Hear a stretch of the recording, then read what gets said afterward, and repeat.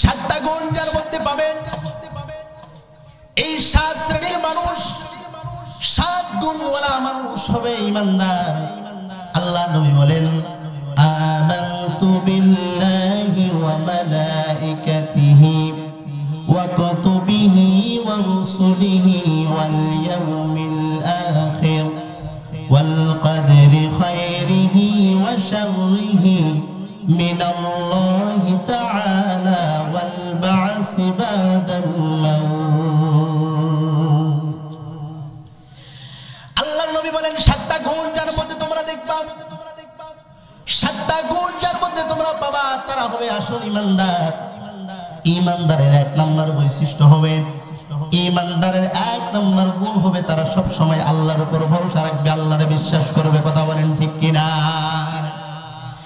ভাইরা আবার আজকে তো মানুষ নিজেকে ঈমানদার বলে দাবি করে, নিজেকে বড় পাক্কা মুমিন মুত্তাকিন বলে দাবি করে, ঈমানদার বলে দাবি করে, আবার আল্লাহর কাছে না চাইয়া বাবার কাছে চাই। কথা বলেন ঠিক কিনা? আরো চিল্লা বলেন ঠিক কিনা? আজকে আল্লাহর কাছে না চাইয়া পীরের কাছে চাই এমন মানুষ দুনিয়াতে আছে নাই। ভাইরা আবার আজকে তো আমরা ঈমানদার বলে দাবি করি, ঈমানদার বলে দাবি করি। কেন ঈমানদার? ইহুদিরা ঈমানদার বলে নিজেকে দাবি করে কিনা? তারা কি দাবি করে? অমুসলিমরা কি নিজেকে ঈমানদার বলে দাবি করে কিনা?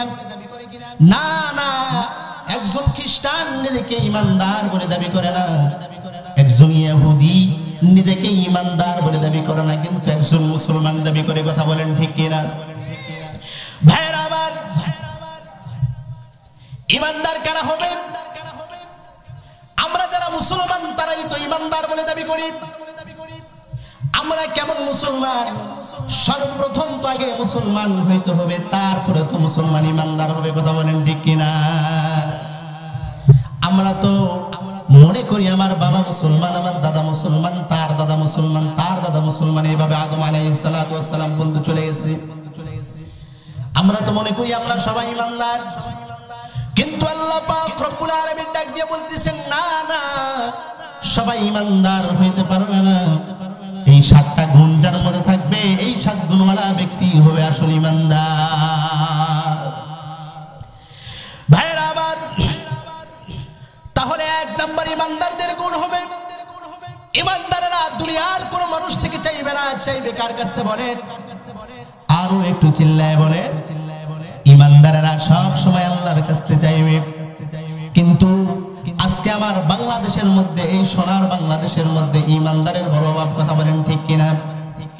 আজকে ওমরের মতো যদি ঈমানদার থাকতো, আজকে যদি হযরতে উসমানের মতো ঈমানদার বাংলার জমিনে থাকতো, হযরতে আলীর মতো ঈমানদার যদি থাকতো, নাস্তিক আর মুরতাদের বাচ্চারা আল্লাহর কোরআনকে, আল্লাহর নবীকে, আল্লাহকে অপমান করার মতো সাহস বাংলার জমিনে পাইতো না। কথা বলেন ঠিক কিনা?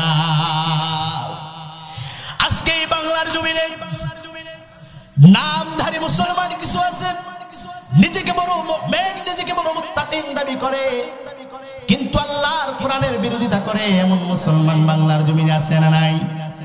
ভাইরা আমার মাথায় পাগড়ি বাঁধিয়া, পরনের মধ্যে জুব্বা পরিয়া, মুখের মধ্যে দাড়ি রাখলেই পীর হওয়া যায় না, পীর হওয়ার জন্য যোগ্যতা থাকতে হয়। কথা বলেন ঠিক কিনা? আজকে এই বাংলার জমিনে মুসলমানদের ঈমানকে ধ্বংস করতেছে, একজন ঈমানদারকে বেঈমান বানানোর জন্য চেষ্টা করতেছে একদল পীর। জোরে বলেন ঠিক কিনা? ভাইরা আবার এই সোনার বাংলাদেশে পীরের কোনো অভাব নাই।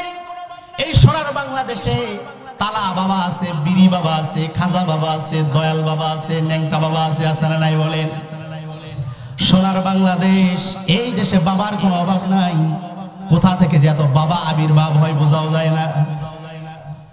হঠাৎ রাত গেলেই পীর সাহেব হয়ে যায়, হঠাৎ নিজেকে পীর বলে দাবি করে এমন পীর বাংলার জমিনে আছে নাই? আমাদের ঈমানি দায়িত্ব হবে, ঈমানদারের ঈমানি চেতনা হবে। বাংলার জমিনের মুসলমান, রংপুরের মুসলমান, নিজেকে যদি ঈমানদার বলে দাবি করতে চাও, যেগুলো ভণ্ড থাকবে, যেগুলো নিজেকে পীর বলে দাবি করবে, এদেরকে বাংলাদেশ থেকে জুতা মেরে তোমরা বাহির করে দিবা, পারবা কিনা বলো? তাহলে বাংলাদেশ থেকে 1 নাম্বার যেটা দূর হবে সেটা হবে শিরক। কথা বলেন ঠিক কিনা? 1 নাম্বার দূর হবে শিরক, কারণ আল্লাহর কাছে না চাইয়া বাবার কাছে চাই। একটা মানুষ যখন আল্লাহর কাছে না চাইয়া যখন তার বাবার কাছে যাবে, তার পীরের কাছে যাবে, পীরের মাজারে গিয়ে সেজদা দিবে, এই ব্যক্তি আল্লাহর সঙ্গে শিরক করবে কিনা?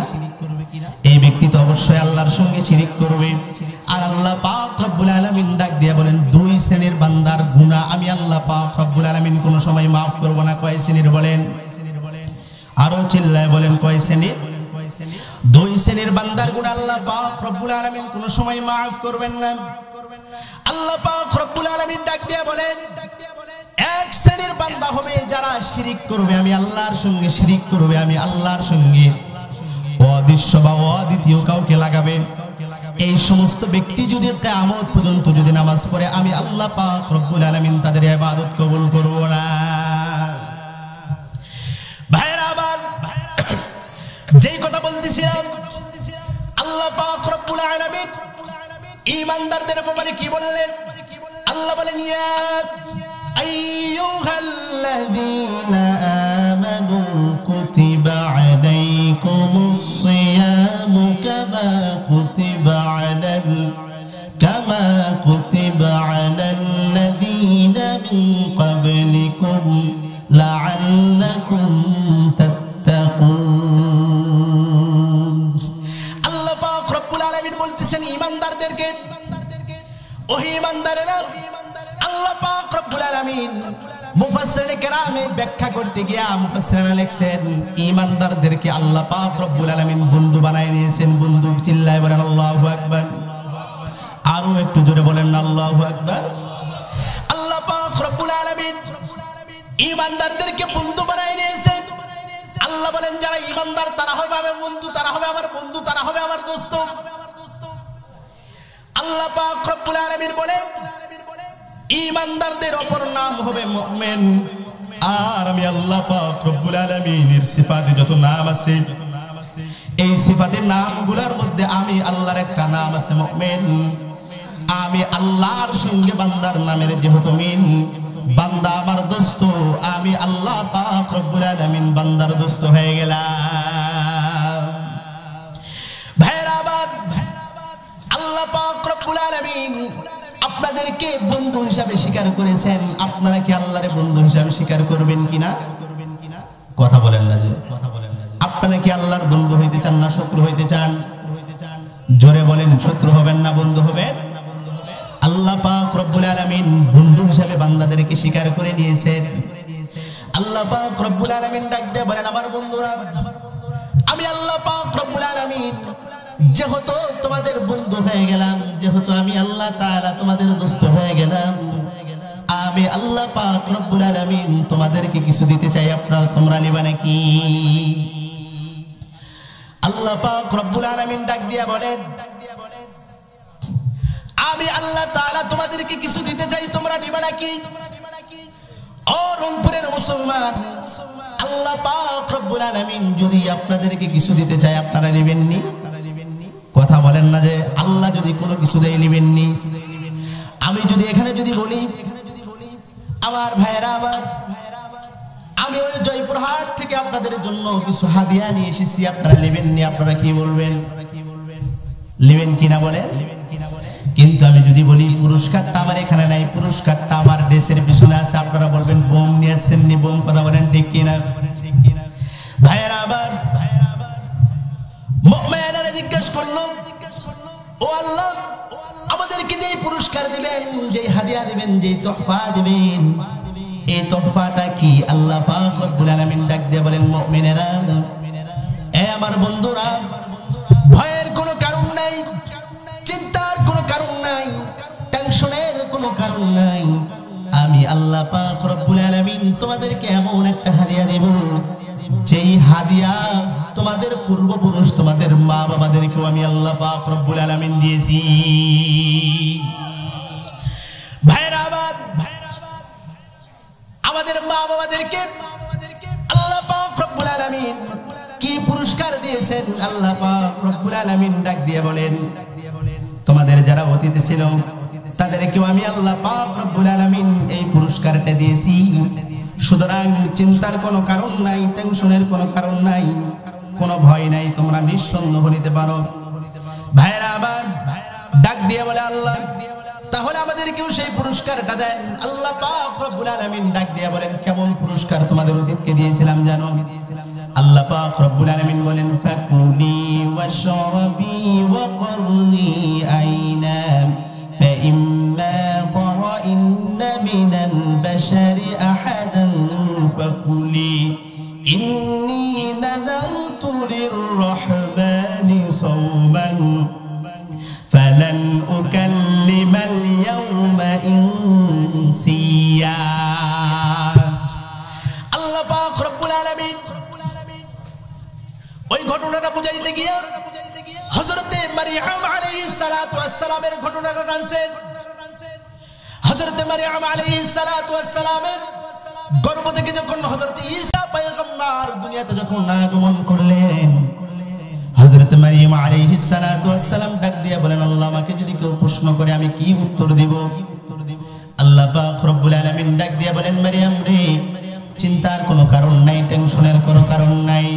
তোমাকে যদি কেউ জিজ্ঞাসা করে তুমি বলবা আমি আমার রবের নামে, আমি আমার মালিকের নামে রোজা আছি। ভাইরা আমার এই জন্য সিয়াম শব্দের একটা অর্থ বিরত থাকা, আর একটা অর্থ হলো চুপ থাকা। আল্লাহ পাক রব্বুল আলামিন শুধুমাত্র আমাদের উপর যে রমজানের রোজা দিয়েছেন এমন কিন্তু না। আল্লাহ পাক রব্বুল আলামিন আমাদের পূর্বপুরুষ যারা ছিল তাদেরকেও আল্লাহ পাক রব্বুল আলামিন তাদের উপর রমজানের রোজা ফরজ করে দিয়েছিলেন। আল্লাহ পাক রব্বুল আলামিন ডাক দিয়ে বলতেছেন এ আমার দোস্তরা, এ আমার বন্ধুরা, আমি আল্লাহ পাক রব্বুল আলামিন তোমাদেরকে কিছু উপহার দেব। সেই উপহার তোমাদের মা বাবাদেরকে দিয়েছি, সেটা হলো রমজানের রোজা। আল্লাহর বান্দারা আল্লাহকে ডাক দিয়ে বলেন ও দয়ার মালিক আল্লাহ, যেই পুরস্কারটা আপনি দিয়েছিলেন এই রমজানের রোজা যদি আমরা থাকি তাহলে আমরা কি পাবো? আল্লাহ আপনি তো আমাদেরকে উপহার দিবেন। আল্লাহ আমাদেরকে তো আপনি জিনিসটা দিবেন, আমরা যদি আপনার কাজ করে দেই পুরস্কারটা কি দিবেন?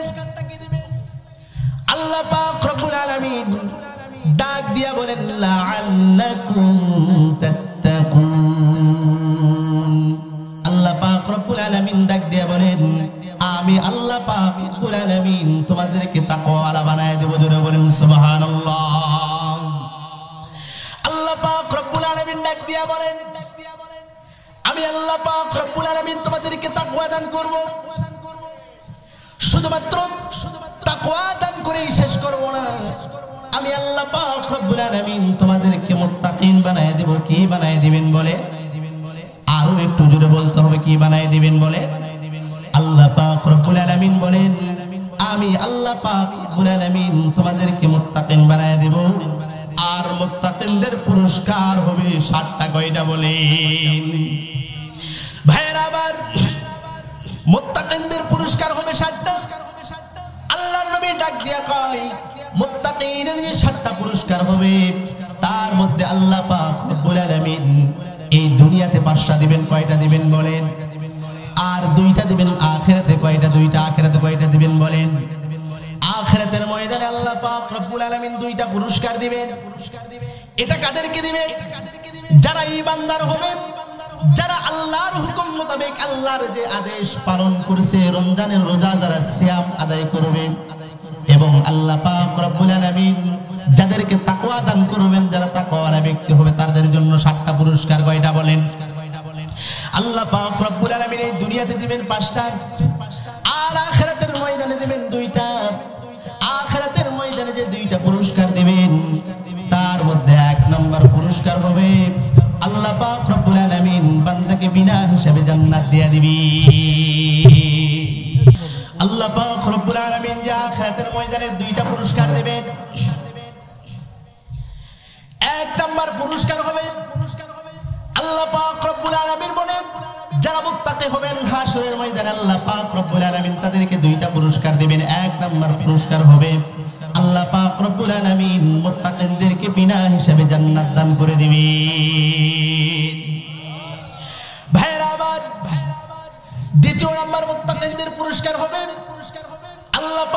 আলামিন ডাক দিয়ে বলেন দ্বিতীয় নাম্বার মুত্তাকিনদের যে পুরস্কারটা হবে সেই পুরস্কারটা হবে আল্লাহ পাক রব্বুল আলামিন জান্নাতে গিয়ে বান্দার সঙ্গে সরাসরি দেখা দিয়ে দিবেন।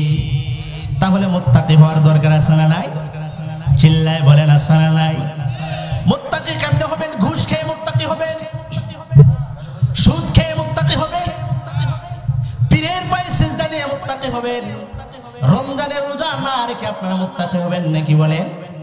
না না ভাইরা আমার, সর্বপ্রথম আমাদেরকে ঈমানদার হইতে হবে। কি দার হইতে হবে বলেন? আজকে বাংলার জমিনে মুসলমান তো আছেই, কিন্তু মুসলমানদের ঈমানটা কাফের বেঈমান নাস্তিকের বাচ্চারা চুরি করে নিয়ে যাইতেছে, কিন্তু ঈমানদারের সেই দিকে খবর নাই। কথা বলেন ঠিক কিনা? আমার ভাইয়েরা আমার, ঈমানদার যদি না হন, ঈমানদার যদি না হন, মুত্তাকিন যদি হইতে না পারেন, ভাইয়েরা আমার কবরে যাইতে হবে কিনা বলেন? জোরে বলেন, কবরে যাইতে হবে কিনা? কবরে তো যাইতে হবে। ঈমানদার যদি না হয়, যদি মারা যান, আজকে বাংলার জমিনে কত অ্যাক্সিডেন্ট হইতেছে, কত গাড়ির সঙ্গে গাড়ির সংঘর্ষ হয়ে মানুষ মারা যায় কিনা? এই তো বেইলি রোডের যে রেস্টুরেন্টে, এখানে আগুন লাগছে না লাগে নাই?